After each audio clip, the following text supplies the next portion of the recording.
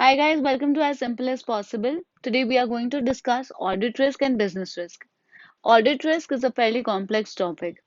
Audit risk में बहुत लोग कंफ्यूज हो जाते हैं.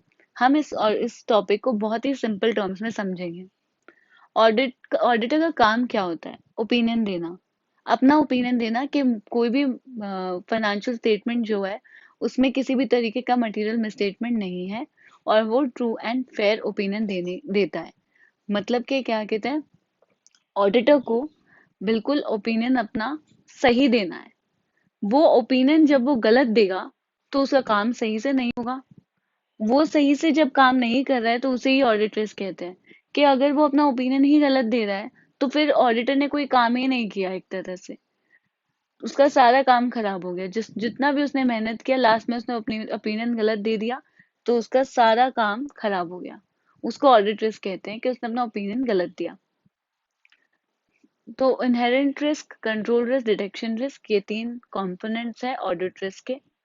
इनहेरेंट रिस्क ये है कि जब ऑडिटर ने अपना काम स्टार्ट किया, उसने ये सोचा कि इंटरनल कंट्रोल सही से काम कर रहे हैं, मैं अपना काम आगे करता हूँ, काम सारा अपना.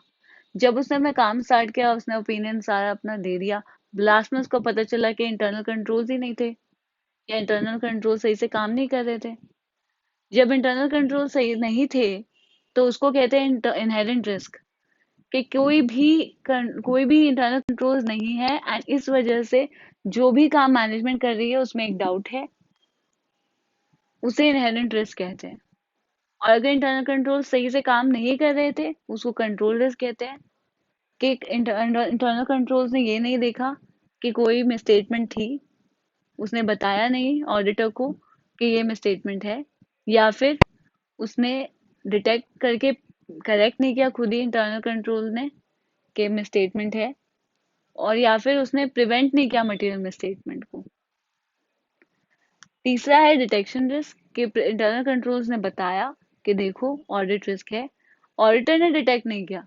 Internal controls are saying that there is a risk but auditor is not being able to detect it.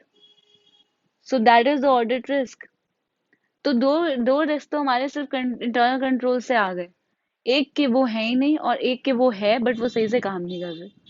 तो एक हो गया इनहेरेंट रिस्क पहले वाला, जिसमें कि इंटरनल कंट्रोल्स हैं ही, एंड सेकंड हो गया कंट्रोल रिस्क जिसमें कि इंटरनल कंट्रोल्स हैं बट वो सही से काम नहीं कर रहे. एंड तीसरा हमारा खुद का रिस्क कि हम डिटेक्ट नहीं कर पा रहे एज ऑडिटर्स हमारे रिस्क को, हमारे मटेरियल में स्टेटमेंट्स को हम डिटेक्ट ही नहीं कर पा रहे. तो वो एक डिटेक्शन रिस्क हो गया. तो ये एक तीन पार्ट हो गए ऑडिट रिस्क के जिससे कि ऑडिटर ने ओपिनियन अपना गलत दिया. सेकंड है बिजनेस रिस्क. ये एक बहुत ही एक सिंपल टॉपिक है जो हमने बचपन से पढ़ा है, बट हम इसको एक सिंपल तीन टर्म्स में डिवाइड कर सकते हैं. एक है फाइनेंशियल रिस्क. कि किसी भी तरीके का मॉनेटरी लॉस अगर कंपनी को होता है, हो सकता है, तो उसको हम फाइनेंशियल रिस्क कहेंगे. Second operational risk. कि उसके नॉर्मल ऑपरेशंस या किसी भी तरीके के ऑपरेशंस डिस्टर्ब हो रहे हैं, वो अपना काम नहीं कर पा रहे, उसको ऑपरेशनल रिस्क कहते हैं. जैसे कि अगर एम्प्लॉय स्ट्राइक पे चले जाते हैं फैक्ट्री के, तो फिर वो ऑपरेशंस कैसे होंगे फैक्ट्री के, तो वो एक ऑपरेशनल रिस्क हो गया. तीसरा हो गया कंप्लायंस रिस्क. गवर्नमेंट हर दिन नए रूल्स एंड रेगुलेशंस लेके आती है. कोई भी तरीके का रूल एंड रेगुलेशन जो हमें इम्पैक्ट कर जाए उसे कंप्लायंस रिस्क बोलेंगे. सिर्फ गवर्नमेंट के रूल एंड रेगुलेशन नहीं, कोई भी और तरीके के रूल्स एंड रेगुलेशंस जो हम पे आ रहे हैं, अगर हम वो सही से फॉलो नहीं कर पा रहे हैं और अगर उसका हमारे को एक इम्पैक्ट आ जाए, उसको कंप्लायंस रिस्क कहते हैं. वो इम्पैक्ट मॉनेटरी भी हो सकता है, नॉन नॉन मॉनेटरी भी हो सकता है, हमारा रेपुटेशन लॉस भी हो सकता है, तो उसको भी एक कंप्लायंस रिस्क ही कहेंगे.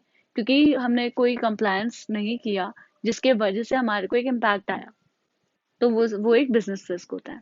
सो मैंने बहुत ही कोशिश करी है कि मैं एक सिंपल टर्म में ही समझा पाऊँ इन दोनों रिस्क को, क्योंकि ये बहुत सिंपल टॉपिक्स है, बट जब हम इसको आंसर राइटिंग करते हैं तो हम नहीं बता पाते इसको सही से, बिकॉज हमारे कॉन्सेप्ट क्लियर नहीं होता है. So I hope I have tried and made it quite clear. Please let me know in the comment section if that is doing help to you, if I should improve myself. Thanks for watching. Please do comment, share, and subscribe the channel. Bye bye.